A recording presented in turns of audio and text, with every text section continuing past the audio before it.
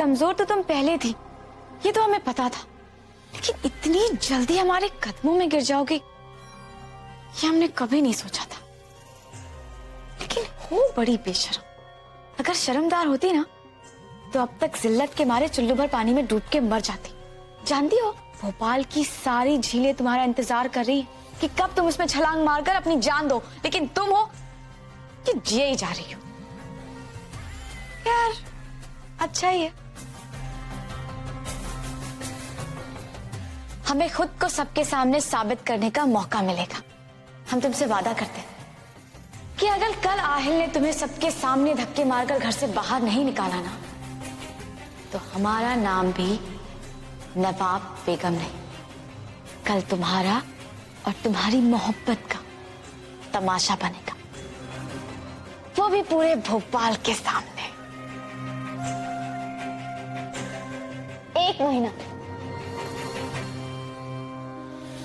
एक महीना याद है ना?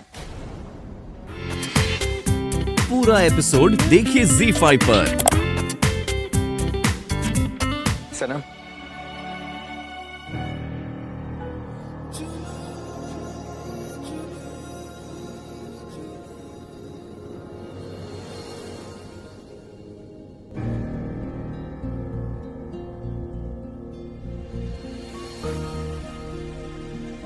सनम मैं चाहता हूं कि तुम आज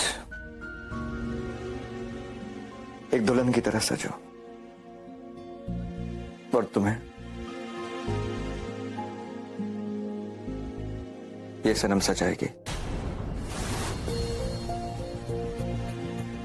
मैं चाहता हूं कि तुम इसे एक दुल्हन की तरह सजाओ, इसकी खूबसूरती पर 4 चांद लगा दो, ताकि आज के जश्न में आने वाले सारे मेहमानों की आंखें चुंदी आ जाए। मैं चाहता हूं कि तुम इस घर की नई बेगम यानी कि इस सनम को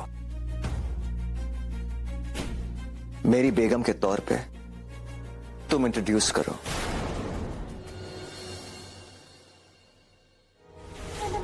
तुम्हारा नूर है जो पड़ रहा है चेहरे पे, वरना कौन देखता हमें यूं अंधेरों में।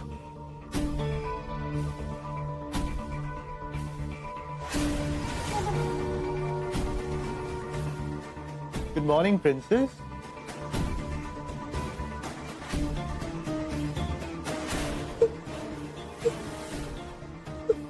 नींद तो अच्छी आई ना तुम्हें? और ख्वाब?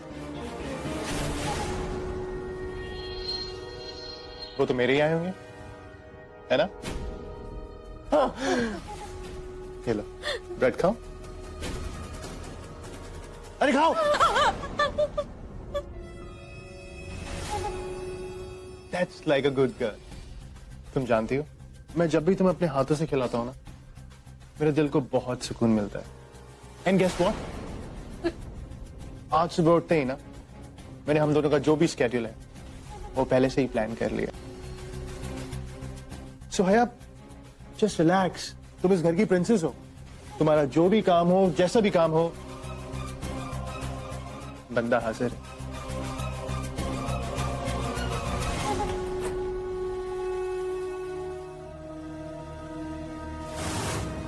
ये देखो, ये ड्रेस तुम्हारे लिए। वाह जी वाह, देखो तो जरा, एक नौकरानी के ऐसे वो दिन। हाँ, एक नौकरानी के ऐसे दिन है कि मालकिन खुद उसे सजाने संवारने का काम कर रही है।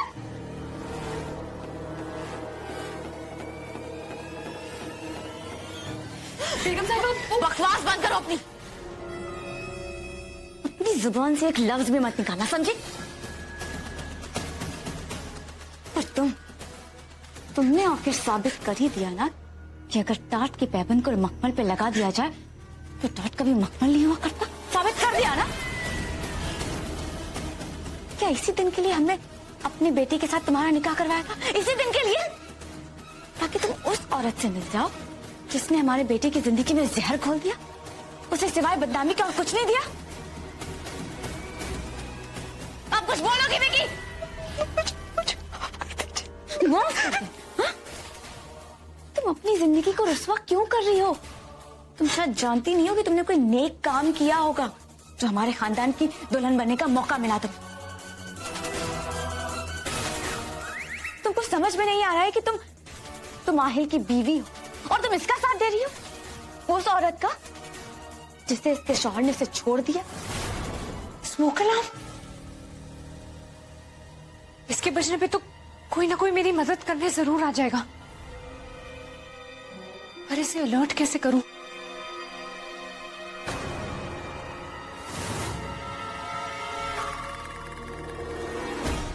न्यूज़पेपर, माचिस।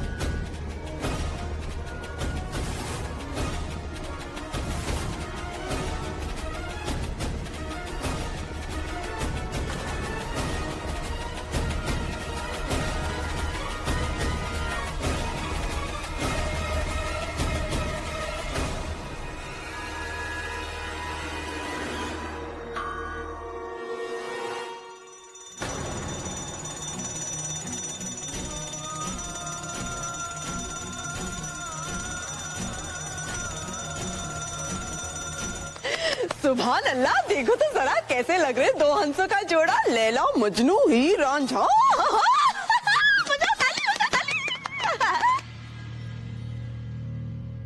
बेगम साहिबा, आखिर कब तक इंतजार करवाएंगे आप हमें रसीली बाई के लिए? हम नवाब हैं और नवाबों की जुबान बहुत पक्की होती है। हमने आप सबसे वादा किया है ना, तो उसे जरूर निभाएंगे। हमारी रसीली बाई से बात हुई है, वो बस रास्ते में है, आती ही होंगी। आहिल बेटा, तुमने किससे भेजा है रसीली बाई को लाने के लिए? अम्मी सनम को। आहिल बेटा, तुम भी ना कभी कभी गुस्से में हमेशा बच्चों वाली हरकतें कर देते हो।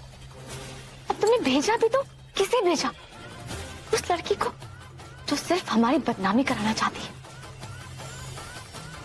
जिसने तो सोच लिया है कि हमारे खानदान की और हमारी बेइज्जती करके ही रहेगी। ऐसी लड़की को तुमने भेज दिया।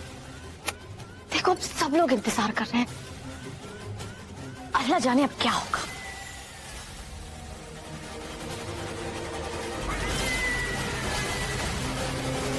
आहिल बेटा, सच कहें तो तुम्हारा दिल बहुत बड़ा है, जो हर बार इस लड़की को माफ कर देता।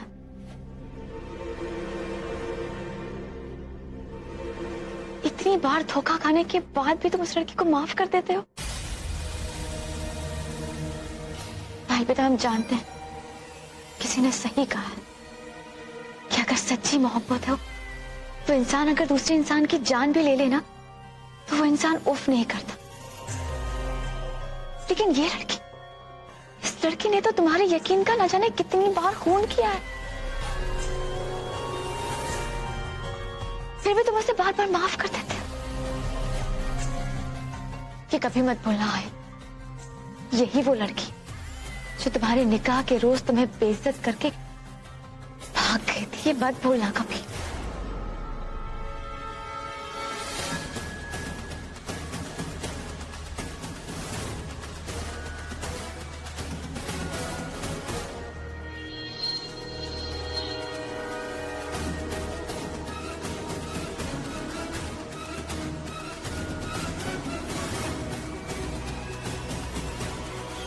आज तो हमें लगता है कि ये हमें और हमारे खानदान को रुस्वा करके ही छोड़ेगी। अल्लाह जाने क्या होगा। अम्मी।